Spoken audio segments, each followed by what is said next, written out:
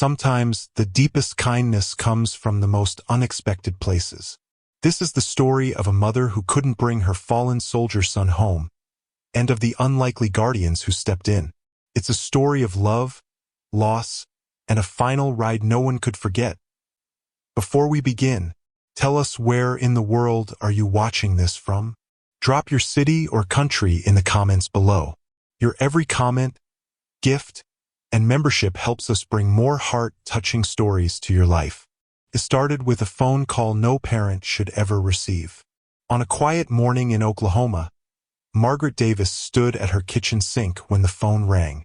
Her hands were wet with dish soap. She answered, and her world shattered. Her son, Corporal James Davis, only 24, had been killed in an accident at a military base 3 states away. The officer on the line spoke gently, but the words pierced through her. "We're so sorry for your loss." Margaret sank to the floor. Her legs gave way. The kitchen light above flickered, but she didn't notice. The sound of her own sobs echoed in the empty house. James was gone. She clutched the photo on the fridge, her boy in uniform, smiling with eyes that still held a trace of childhood. Her only son. Then reality struck again. She had no savings, no way to pay the thousands of dollars it would cost to bring his body home for burial. Her grief collided with helplessness. How could a mother bury her child with dignity when she couldn't even bring him home? The silence of that moment was unbearable. Margaret wasn't a wealthy woman. She worked part-time at a diner and took night shifts cleaning offices. The bills already stacked high on her counter. Electric, medical, rent overdue. James had been her anchor. He joined the army not out of ambition, but out of love. He wanted to ease her burdens, send money home, give her the life she never had. Now he was gone, and the cruel irony twisted like a knife. The boy who sacrificed for her had left her powerless to even honor him. She made phone calls, funeral homes, transport services, even the military's assistance line. Each call ended the same way. Polite condolences followed by cold numbers. Thousands of dollars she didn't have. At night, she sat in James' empty room. The bed neatly made, the posters of old rock bands still on the wall. His shoes by the door. His scent faint but lingering. She whispered into the stillness, "I'll bring you home, baby." Somehow. But the silence answered back with nothing but her own breaking heart. Margaret felt small. Too small for a world this heavy. News of James' death spread quietly through the town. Neighbors dropped off casseroles. The church brought flowers. Friends hugged Margaret at the grocery store, whispering, "We're so sorry." But sympathy didn't solve her problem. Every night, she stared at her checkbook, the numbers not adding up, the gap too wide to cross. One evening, she sat on her porch, staring into the dusk. The sky blushed pink, then faded into indigo. She held a folded flag from James' service, given but somehow not enough. A man walked up the path, tall, weathered, wearing a leather vest with a patch that read hellsangels. His name was Rick. Most in town avoided his kind. Tattoos, motorcycles, whispers of trouble. But Rick had heard about James. He knew what was happening.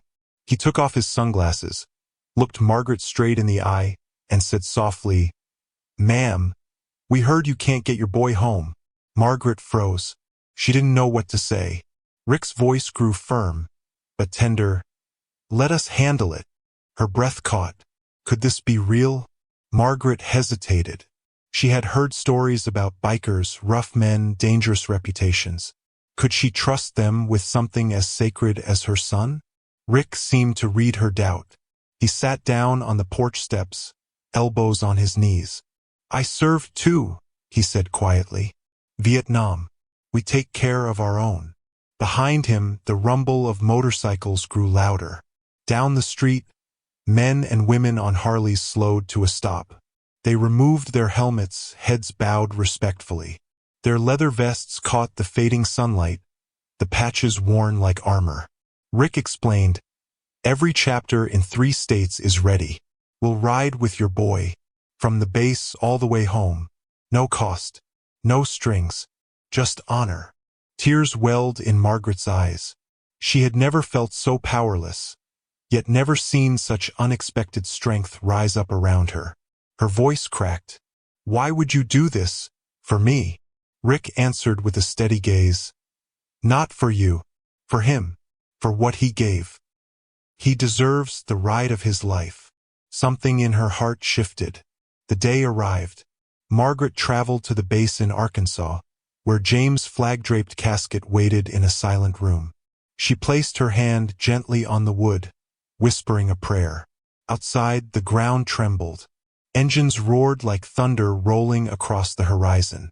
One by one, bikes lined the lot, chrome gleaming, headlights piercing the morning fog. 200 strong. Riders from every corner of 3 states. Men with grizzled beards. Women with steel eyes. Young veterans. Old warriors. All united. Rick approached her. He held out a small, worn leather vest. "This belonged to one of our brothers who passed. We'd be honored if you wore it." Margaret slipped it on. It was heavy, the weight of history stitched into every patch. When the casket was lifted into the hearse, silence fell. Helmets went on. Hands rested on handlebars. And then, with a single nod from Rick, the procession began. The mother, the son, and a family she never expected, rolling across highways toward home. The journey had begun. The sight was unlike anything the towns had ever seen. 200 motorcycles, engines rumbling in unison, stretched for nearly a mile. At the center, the black hearse moved slowly, steady as a heartbeat. Margaret rode inside, her hands folded on James' folded uniform. Cars pulled over to the shoulder. Strangers stood with hands over their hearts. Some saluted, some cried.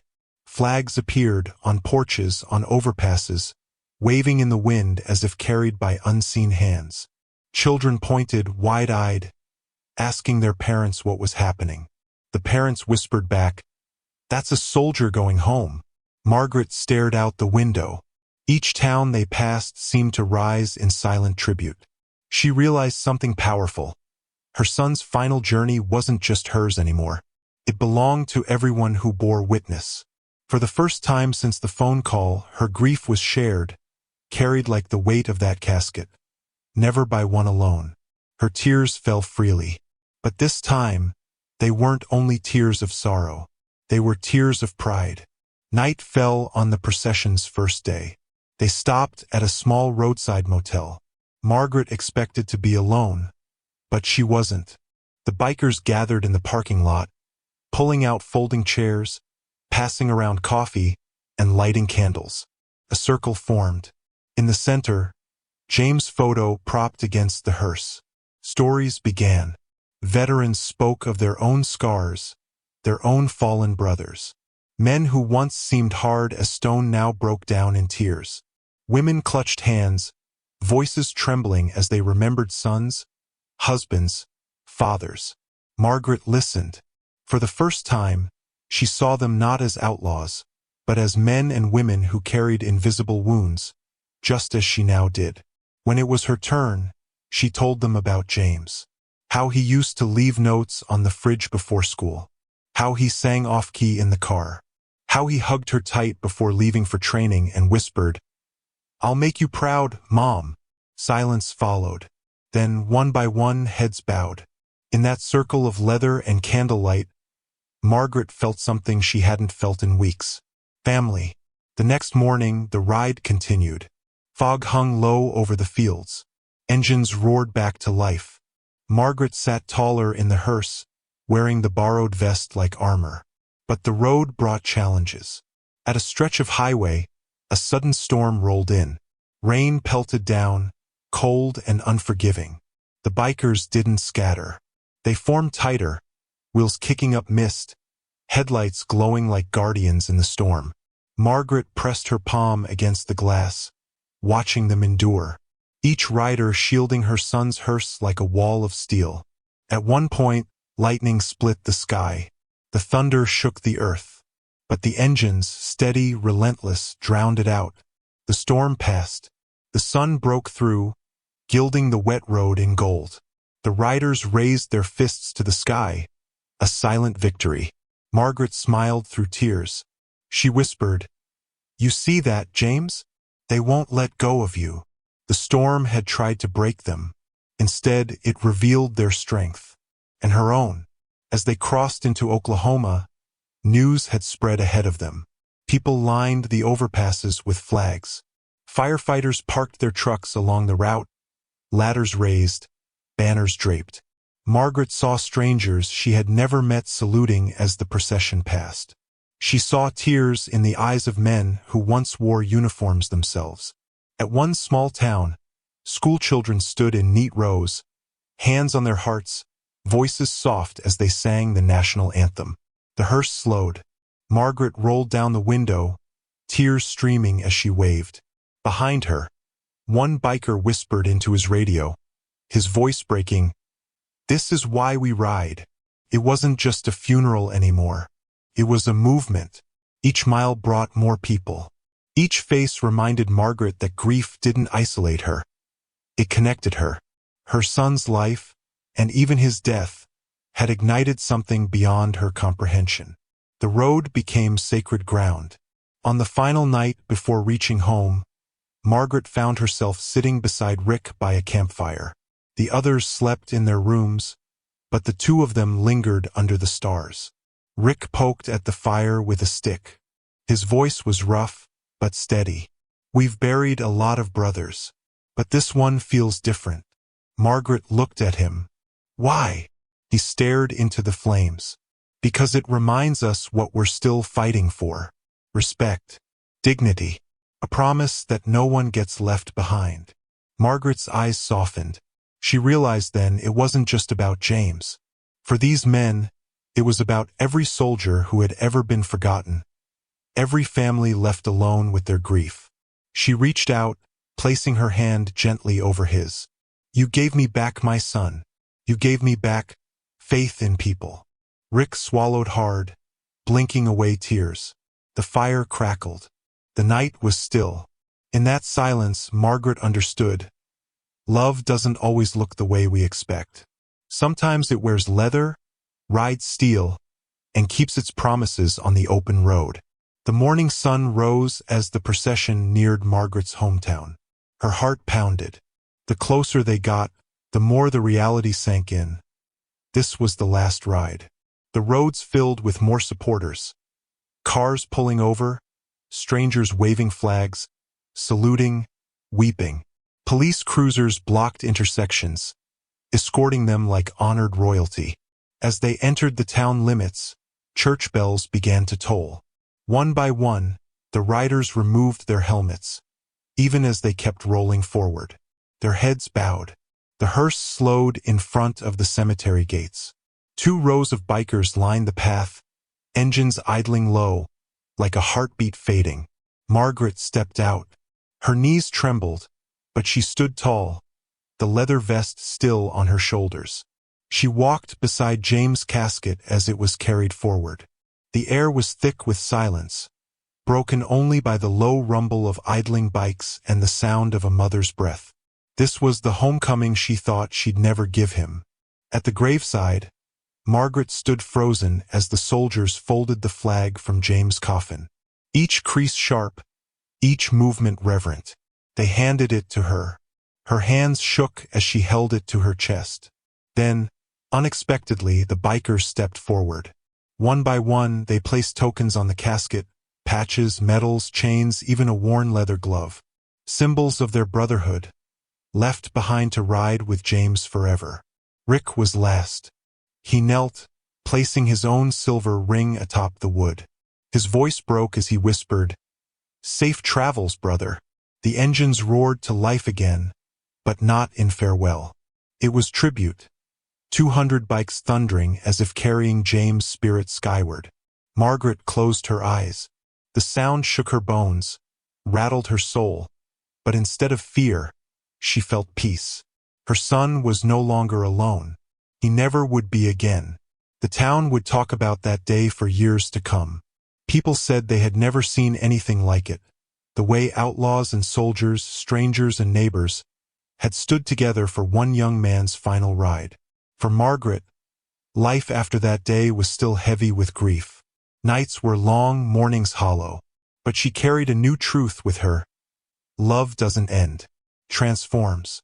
Whenever she felt alone, she would hear the faint echo of engines in her memory, reminding her she was part of something larger now.